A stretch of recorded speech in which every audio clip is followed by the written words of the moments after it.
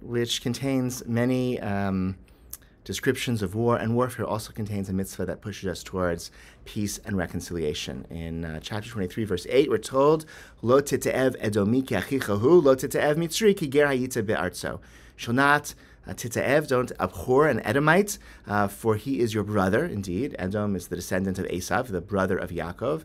Lo tite'ev mitzri, do not abhor the Egyptian, ki ger hayita be'artzo, because you were a stranger in his land, in the land of Egypt. Rashi says, let's have Edomi, don't hate the Edomite legamre, don't completely hate them.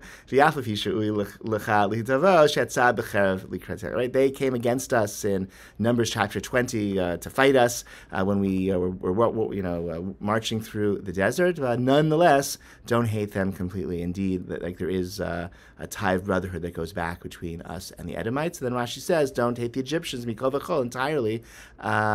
Why? Afal pishes arku zuchorehem liyaor. They threw our male babies into the Nile. Matam. Why should we not hate them completely? Shayu lachem achsanya b'shat hatzchak. Okay, because they provided hospitality to us, right? At the time of Yosef, when there was famine, they accepted and brought us into their land, and so we preserve that memory, and therefore we are not supposed to hate them. We don't forget the bad that they did, but we also don't allow it to completely take over the relationship. We don't allow it to determine the future. Okay, we have to leave an opening towards peace and reconciliation with Edom and with Egypt. The Nitziv, Rabbi Naftali Tzvi Yehuda Berlin, the great 19th century Rosh Yeshiva and commentator on the Chumash, in his commentary to the Torah called Ha'emek Davar, regarding the Edomites, K'achichahu, Ratzah Kadosh Baruch Hu lehargil et Yisrael b'malat hanefesh, v'chol she'hanefesh gavo yoter mekarev krovav. Al kein tzivauto liskor achva livnei Edom. So he says that the Torah here is not just interested in peace and reconciliation, but is also interested, like the general agenda of the Torah is one of elevating our own souls, okay, and making us, our characters, becoming more refined and more elevated. And the nature of a refined soul is to draw its family close and to create ties of brotherhood. And that's why the Torah reminds us that the Edomites are actually our brothers, even though they're our rivals. And indeed, similarly, the Netziv says, the Egyptians, you're strangers in Egypt. Okay?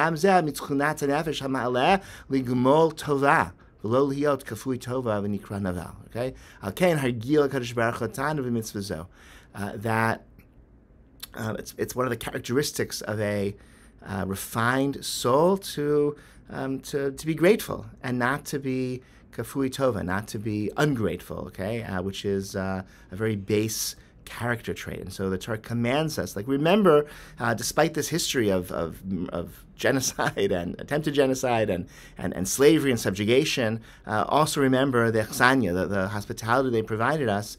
We were ger be'artzo, and therefore we have to remember that good, because that makes us into more refined people.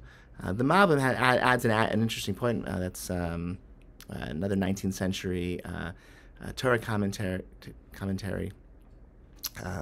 He writes that every time the Torah gives us a reason for a mitzvah, that's because it is it's a counterintuitive mitzvah.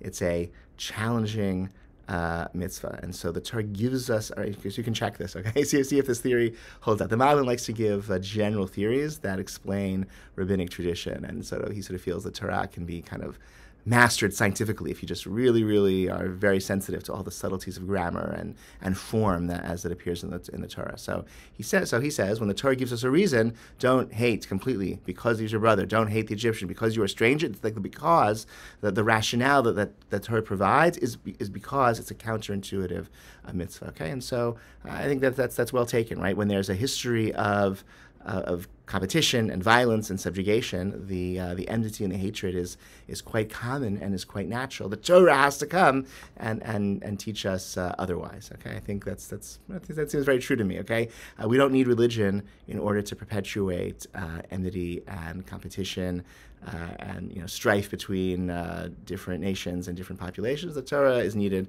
to remind us of the value of peace and reconciliation, and as the Netziv says, to elevate our souls to be people who draw others close, and those who seek out every opportunity to show gratitude and never to be kafui tov, and never to be ungrateful in any way. Wish you all Shabbat Shalom. Look forward to seeing you in Shul.